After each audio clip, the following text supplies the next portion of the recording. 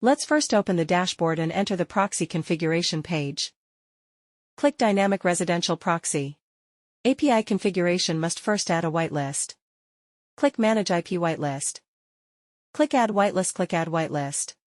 Copy your IP into the whitelist IP and click Submit. Go to Proxy Settings. Choose the country you want. Select the number of IPs to extract. Select the number of IPs to extract. There are two options for session type, rotating IP and sticky IP. Select Rotating to rotate the IP based on each request, or select Sticky to retain one IP for up to 180 minutes.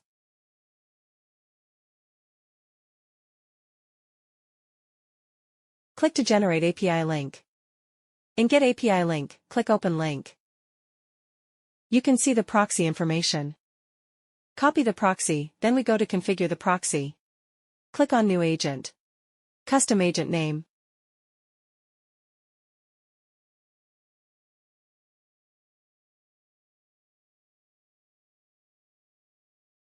Select SOCKS 5 as the proxy type.